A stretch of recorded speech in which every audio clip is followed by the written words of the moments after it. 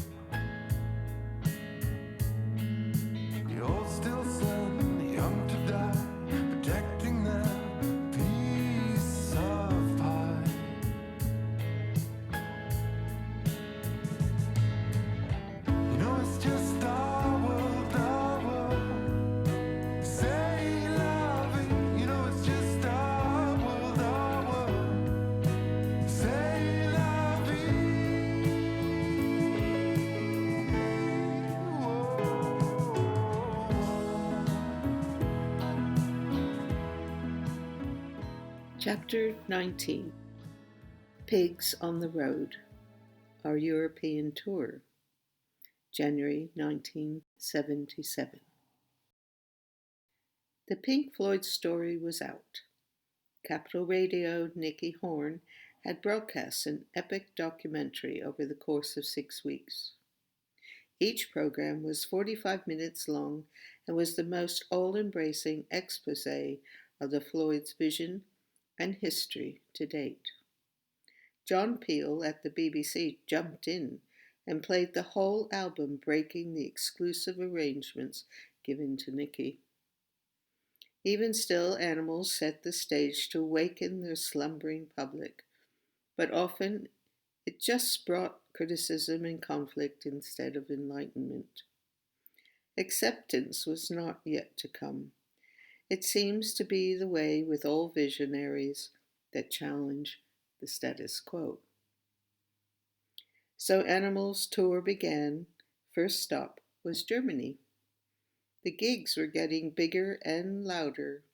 In addition, as our families grew, our entourage became bigger also. Once again, our personal assistant, Warwick Macready, looked after us. We had Alice and our nanny Jeannie with us. We were getting to be a dab hen at moving into hotels with the little one. Bed ready, bottles warmed, and dinner was on its way.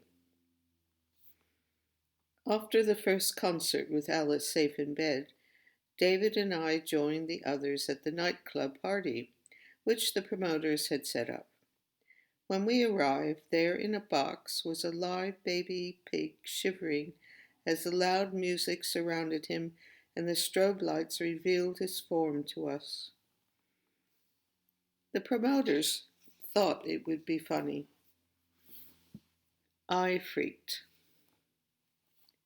The band told Warwick to take it back to the hotel and arrange for the farmer to pick it up as soon as possible, which meant taking him to his room at the hotel until it was resolved. The next morning, Alice, Jeannie, and I went down for breakfast and gathered as much lettuce, other vegetables, and bits of fruit, knowing that Warwick was sure had not thought of that. We waited until we thought it was a reasonable hour to visit and see how the baby pig had fared. We were probably a bit early, but it was around 10 a.m. Poor Warwick was extremely hungover and moaned as he opened the door, his hair all a-shuffle, and oh my goodness. Suddenly he gasped and shouted, "Oh my God!" as he looked back into his room. I shouldn't really laugh. All the mirrors on the sliding wardrobe doors were cracked.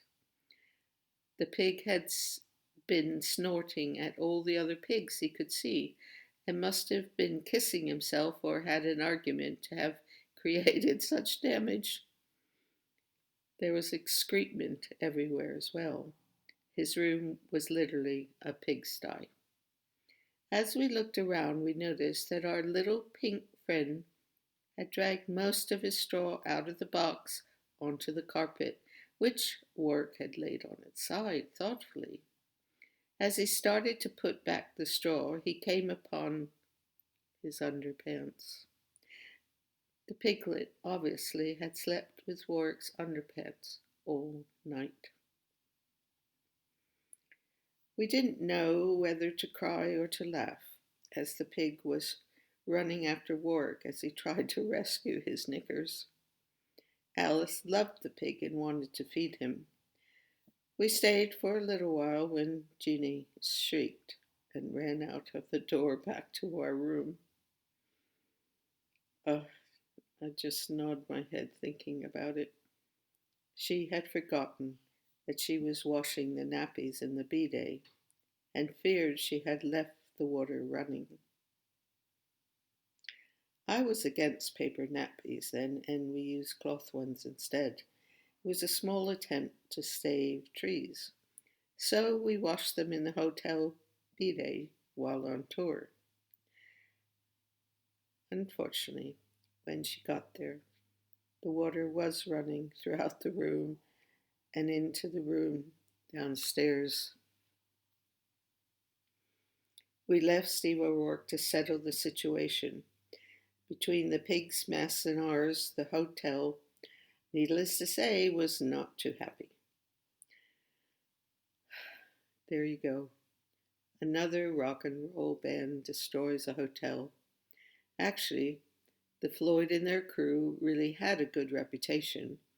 It was the pyrotechnics that caused a few problems, and of course, the airplane. But I'm foretelling a bit of the future. I don't know if you've heard the stories about Keith Moon, drummer of The Who, and what he got up to in the hotel rooms, particularly once the glue, the really fast glue that would dry really quickly, came on the market. Do you know what he did? In one hotel, it is said that he glued the bed and the television console and the TV, everything, onto the ceiling. So just imagine what the cleaning lady thought when she came in with her vacuum cleaner and looked up and everything was on the ceiling.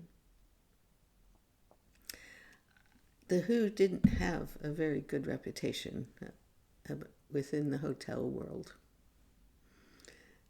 And there's so many other stories, and we had a few little ones over the course of the tours. But the main thing was this element of controversy about the Animals tour. It's a bit like George Orwell's Animal Farm book, where they were exposing our human tendency at that point to abuse the animal kingdom. So, as I said, the status quo was not too happy. It never is when you stand for something new, hopefully is a progressive change. It's been many years now, and we're still going through it. But I became a vegetarian and an animal lover and supporter over the years, and I still am. It has expanded, I have to say, to humanity and freedom and peace and love. So here we go to the next chapter on the Animals tour. Enjoy. See you soon. Bye.